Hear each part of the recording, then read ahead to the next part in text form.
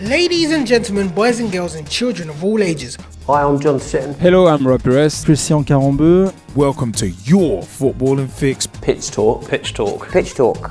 We've got football videos on YouTube, blogs, debates and discussion on Facebook and Twitter. Plus we do a podcast and so much more.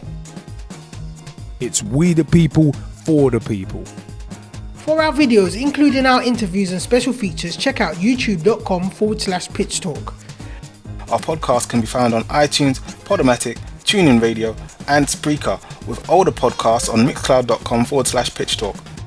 Join the football revolution, because the pitch is where we eat, The pitch is where we sleep. and the pitch is where we talk. Join us on social media by searching for Pitch Talk.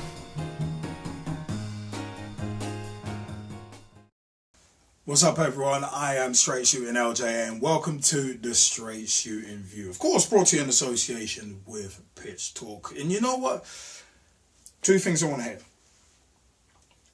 Women's football and also agents in the men's game as well. Now, I want to read a couple of things. Agents are starting to run football and are sucking tons of money out of the game, according to West Ham co-chairman David Gold. Gold was at a meeting where Premier League clubs discussed the idea of putting a stop to agents' payments.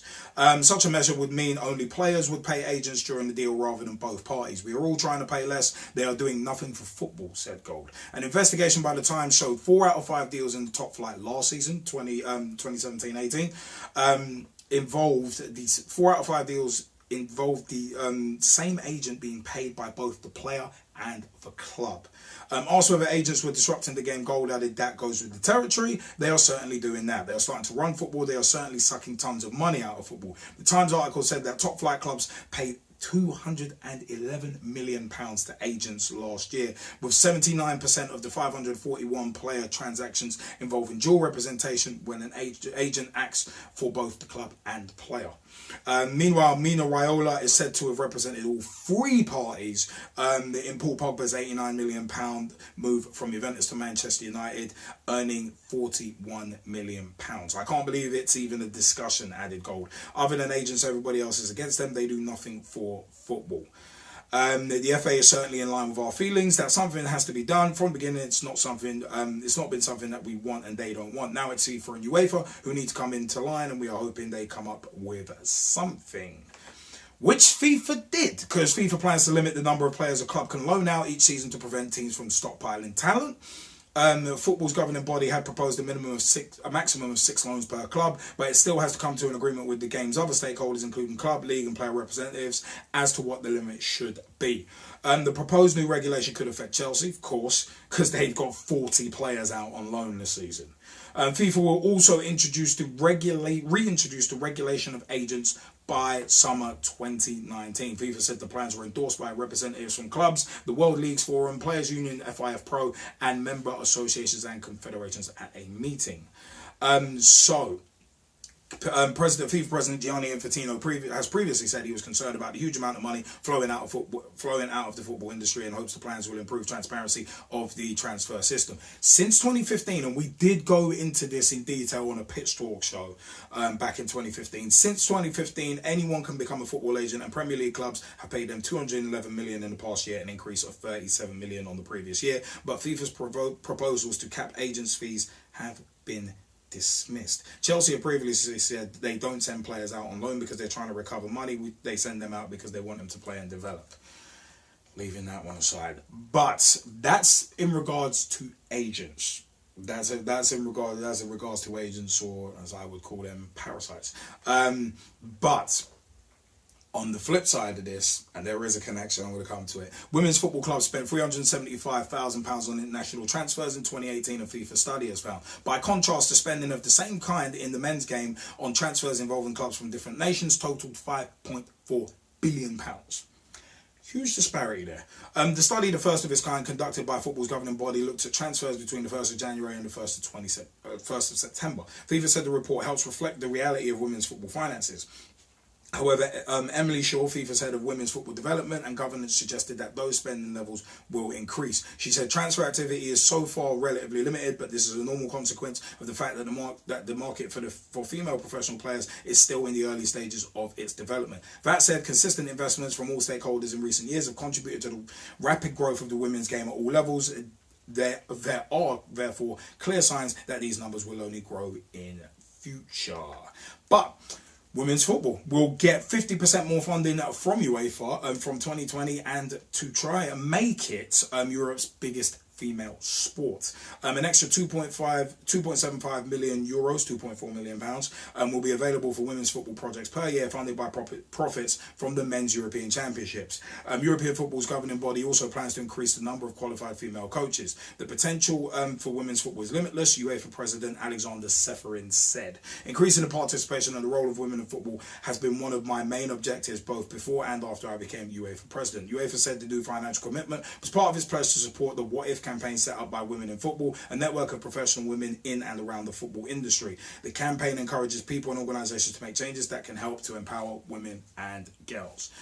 Now, you know what? Agents. I'll tell you that one first. Agents, yeah, leeches. Mina Raiola, Kia Drabchin, just to name two of the biggest agents. The money that these guys make is on certain deals is absolutely absurd. Raiola, he made anything from 20 to 60 million off the Pogba deal, depending on what sources you believe. And it's one of them ones where FIFA reintroducing regulation on agents by summer of 2019. I still don't get why they got rid of the regulations in the first place. I really don't.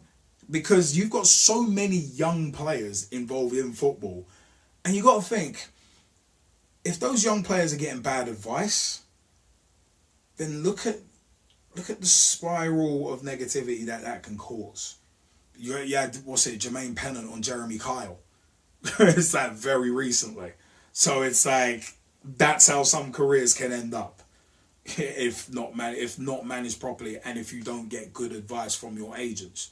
Now you've got guys like Robbie Fowler, who has said in his book that he got very good advice from his agents back in the day to go into property, and look how successful he is now.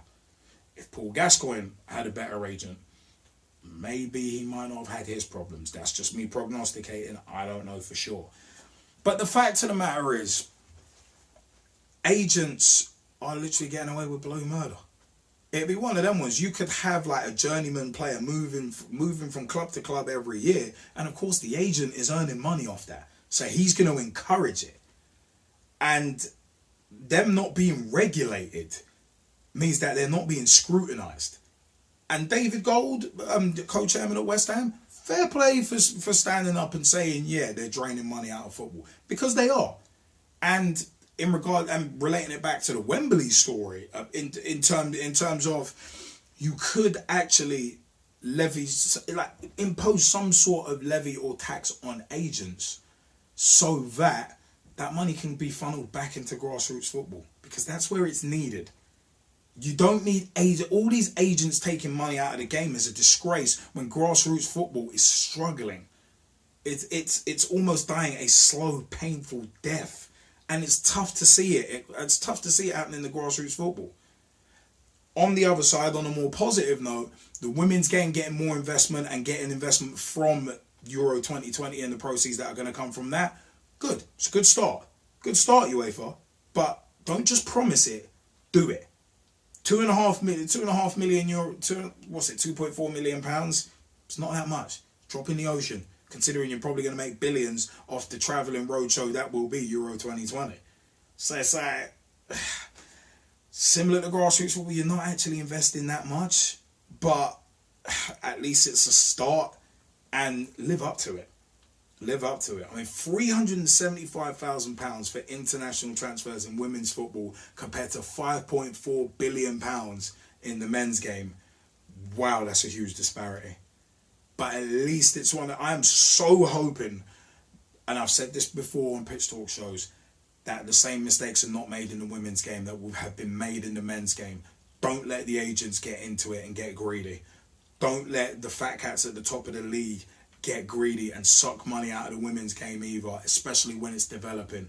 And please don't let the next Olympics be blighted by politics and bullshit and not allow a women's Team GB team to go to the next Olympics, because that would be a crying shame, just like it was in Rio. But hey, it's one of them ones. I am Straight Shootin LJA. I thought I'd just give a quick little couple of opinions right there. I want to know yours too. Comment section below. Facebook.com/Straight Shootin LJA. Facebook.com/Pitch Talk. Become a fan, become a friend, become a member of the group. Join the footballing revolution we're working so hard to create. And at Pitch Talk on Twitter. Tweet with us, follow us, see what we are up to as well. I've been Straight Shootin LJA, and I will see you next time on the Straight Shootin View. Ladies and gentlemen, boys and girls, and children of all ages, Hi, I'm John Sitton. Hello, I'm Rob Perez. Christian Carambeu. Welcome to your footballing fix. Pitch Talk. Pitch Talk. Pitch Talk. We've got football videos on YouTube, blogs, debates and discussion on Facebook and Twitter. plus we do a podcast and so much more. It's we the people, for the people. For our videos, including our interviews and special features, check out youtube.com/Pitch Talk. Our podcast can be found on iTunes, Podomatic, TuneIn Radio, and Spreaker, with older podcasts on mixcloud.com/Pitch Talk. Join the football revolution, because the pitch is where we eat, The pitch is where we sleep. and the pitch is where we talk. Join us on social media by searching for Pitch Talk.